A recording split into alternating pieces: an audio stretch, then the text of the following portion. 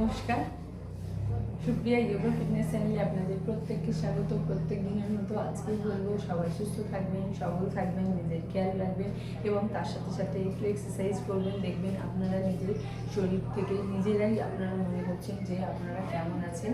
তো সে কারণে আজকের যে এক্সারসাইজ দেখাবো, আজকে কোনো এক্সারসাইজ দেখাবো না, আজকে আমি দুটো আসন দেখাবো। আসনগুলো কেমন করে করে আমাকে অনেকে বলেছে যে আপনি এক্সারসাইজ দেখান, প্রবলেমের কিছু দেখান, কিন্তু আসন খুব একটা দেখান না। তো নর্মালি এখন আমি যে আসনটা দেখাবো, দুখানা আসন দেখাবো। এক হচ্ছে জানু শিরাসন। জানু শিরাসন কেমন করে করে সেটা দেখাবো আপনাদের। তো চলুন প্রথমে দেখা যাক আমরা কেমন করে জানু শিরাসনটা করব। তো আস্তে আস্তে আমরা হাত দুটো সোজা করে দেবো, দিয়ে এরকম নর্মালি বসে বসে আস্তে আস্তে আমরা একটা পা ফোল্ড করবো, একটা পা ফোল্ড করবো, ঠিক আমাদের পাছার সাথে অ্যাড করে দেবো, পাটাকে টাচ করবো। এই বুড়ো অংশটা যেন এখানে টাচ থাকে, এটা দেখতে হবে। যারা একটু কম্পিটিশান লেভেল করেন তাদেরকে কিন্তু নিখুঁত দেখে, তো সেই কারণে আসন কিন্তু নিখুঁত করা উচিত।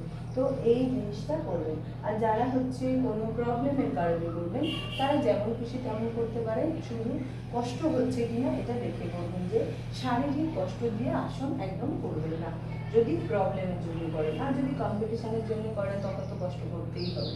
তো এইভাবে পাটাকে টাচ করে দেবেন, দিয়ে হাতটাকে ভোর করে তুলবেন, তুলে আস্তে আস্তে এই আঙুল দুটোকে ধরার চেষ্টা করবেন, দুটো আঙুলটাকে ধরার চেষ্টা করবেন, দুটো আঙুল দিয়ে এবার আমরা কী করবো, আস্তে আস্তে কপালে নাক আর কপালটাকে টাচ করবো। আস্তে আস্তে আমরা নাক আর কপালকে টাচ করবো। এই হাতটাকে সোজা স্ট্রেট করে দেবো, স্ট্রেট করে আমরা আস্তে আস্তে এই টাচ করবো। জানু শিরাসন কিন্তু দু রকম ভাবে হয়।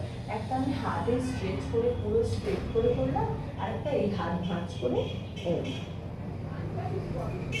এই দুটো ভাবে করা যায়। তো আপনারা যেটা নর্মালি মনে করবেন যে আমি এই আসনটা এরকমভাবে করতে অভ্যস্ত, তাহলেও করতে পারেন। আর যদি কোনো কম্পিটিশানে করেন তখন কিন্তু আসলে রুলস রেগুলেশন জেনে তবেই করবেন, যে কেমন হাত রাখতে বলে বা কেমন করতে বলে। কারণ এখন আমাদের যোগাতে প্রচুর অ্যাসোসিয়েশন হয়ে গেছে, তো সেই কারণে বিভিন্ন নিয়ম আছে। তো আমি একটা যে অ্যাসোসিয়েশন, সেই অ্যাসোসিয়েশনের নিয়ম অন্য হতে পারে, আমার অন্য অ্যাসোসিয়েশনেরও নিয়ম অন্য হতে পারে। সেই কারণে বিভিন্ন আসন, বিভিন্ন নিয়ম, বিভিন্ন সংস্থা কিন্তু বিভিন্ন ধরনের নিয়ম করে। তো আমি এই আসনটা এরকম দেখাচ্ছি বলে যে অন্য জায়গাতেও এরকম, সেটা না, কিন্তু নর্মালি জানু শিরাসন এটাই হয়।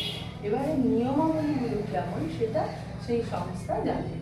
তো যখনই কম্পিটিশান যাবেন তখন কিন্তু জেনে করবেন। আর যারা এটা রোগের জন্য করবেন তারা কিন্তু নর্মাল এইভাবেই করবেন।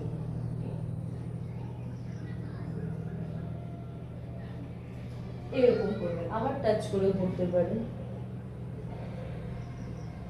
তো যখনই করবেন এরকম ধরে ধরে করবেন, যখন করবেন এই ধরে ধরে করবেন,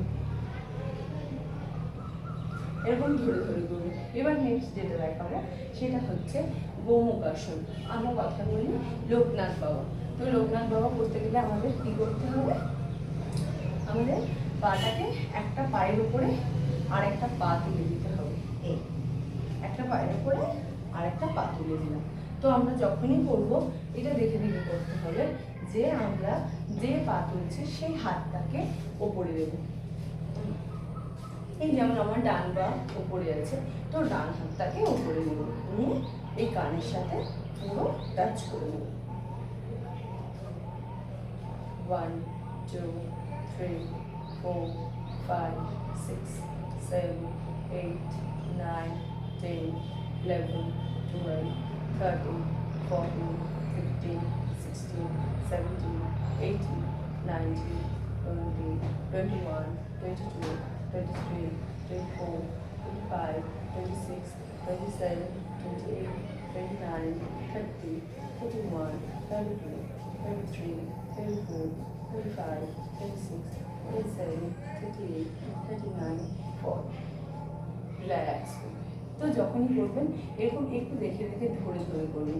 তো দেখালাম এটা হচ্ছে গোমুখাসন। গোমুখাসন কিন্তু আমাদের মেয়েদের বিভিন্ন প্রবলেমের জন্য কিন্তু গোমুখাসন করলে ক্লিয়ার হয়। আবার যাদের হচ্ছে অর্শ বা এই ধরনের কনস্টিপেশন আছে, বা যাদের হচ্ছে এরকম যে আমাদের হচ্ছে কোষ্ঠকাঠিন্য আছে, তাদের ক্ষেত্রে কিন্তু এই গোমুখাসন করে বাটারটাকে যদি ভিতরের দিকে টানিয়ে ছাড়ি আমাদের কিন্তু ভীষণ উপকার হয়। বিশেষ করে অর্শর ক্ষেত্রে যদি ফার্স্ট স্টেজে থাকেন তখন কিন্তু যে এই এক্সারসাইজ করা যায়, এটা কিন্তু করলে খুব উপকার হয়। আর আবারও বলবো, যেরকম আমরা জানুশিরাসনটা করলাম, জানুশিরাসনও কিন্তু বিভিন্ন যারা ডায়াবেটিস পেশেন্ট তারাও কিন্তু জানুশিরাসনটা করতে পারে।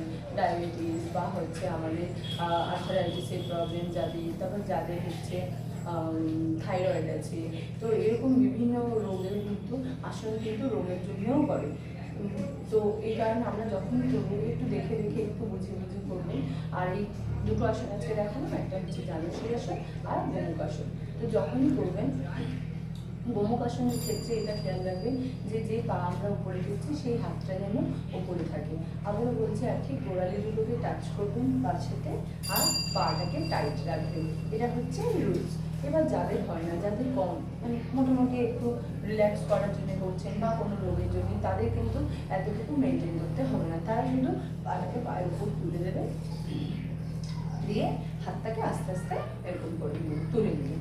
তো এই ক্ষেত্রে কিন্তু যে আপনাকে গ্যাপ পূরণ করতে হবে, স্ট্রেট রাখতে হবে, এগুলো কিন্তু শুধুমাত্র কম্পিটিশানে কিন্তু নিখুঁতভাবে রেখে তার জন্য পুরো পারফেকশানের দরকার হয়। আর যদি আপনি আপনার প্রবলেমের জন্য করেন তখন কিন্তু আপনাকে কেউ পারফেকশান দেখবে না। আর আপনাকে রেগুলার করতে হবে, আপনাকে ওটাকে ধরে রাখতে হবে। যদি মনে করেন আধ ঘন্টা থাকতে পারবেন, আধ ঘন্টা, 15 মিনিট, 5 মিনিট, এটা নিজের উপরে যে আমি আসনটা কতক্ষণ করবো। তো সেরকমই ধরে ধরে করবেন আর দুটো আসন প্র্যাকটিস করবেন, দেখবেন আপনাদের অনেক উপকার হবে। আজকে এই